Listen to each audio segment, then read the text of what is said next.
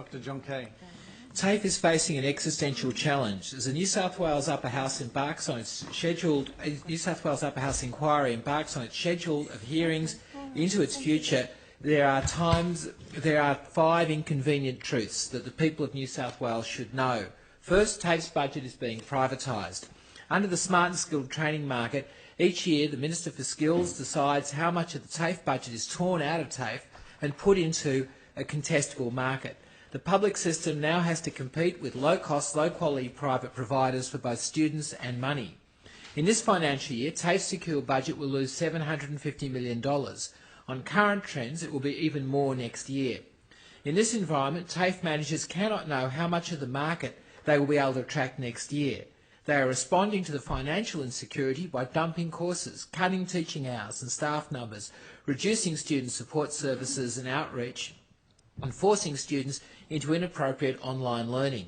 A similar market in Victoria has been responsible for TAFE in that state being reduced to just over 20% of the VET students. New South Wales is headed in the same direction, but it started 8 years later. Corporate training providers are reaping massive profits from public funding. Based on evidence from a 2015 Sydney University study, up to $250 million could disappear this year from the public purse into the windfall gains of their shareholders. In TAFE, this money would create new teaching and learning outcomes. In the private sector, it serves no educational purpose. Second inconvenient truth, TAFE has already been cut to the bone by 2 decades of budget cuts before Smart and Skilled even started. Over the 16 years of Labor government in New South Wales, enrolment in TAFE grew while funds were cut in real terms. By the time the Liberals and Nationals came to power, the public system was receiving $960 million a year less than it would have if funding had kept pace with student load and inflation. To this, the O'Farrell-Stoner government added cuts of its own.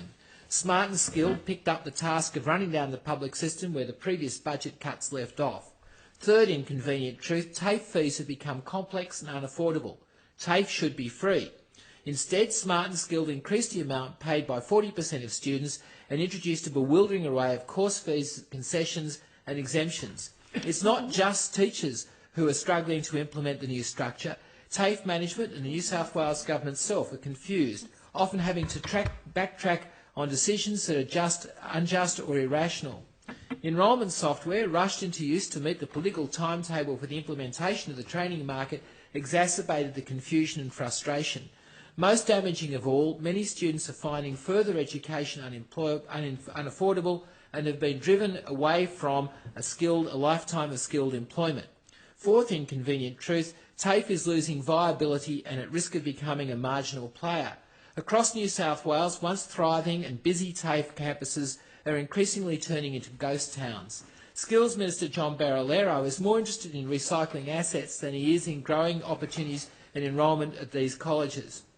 Despite the Minister's disputing his own figures, the cold hard facts is that there are more than 883,000 fewer students in 2015 than there were in 2012. This year's TAFE budget also revealed a loss of some 2,600 permanent teaching staff and support staff since 2011. The number of part-time casual staff who have lost hours or are entirely without work is unknown, but anecdotally that figure is even larger. Across the state, critical support roles and funding for students with disability and mental health issues, second chance learners, outreach and diversity are being run down or lost. Students who were once welcomed into a lifetime of learning and employment are now shunned by a system struggling to cope with the market. The fifth inconvenient truth is that the quality of skills and education in New South Wales is now at risk. The Smart and Skilled market is a race to the bottom. The Minister spins it as modernisation and the creation of more opportunities for students. The reality is exposed in TAFE's own enterprise bargaining proposals that drastically cut wages and conditions, downgrade professionalism and force experienced and highly qualified staff out of the public education system. Management uses the threat of competition, its drastic consequences interstate, to justify denying students access to a fully qualified teacher and turning vocational education into a low-waged career. TAFE is being dragged down to the same level as its private competitors by a market that treats skills as a commodity and confines post-school education to universities.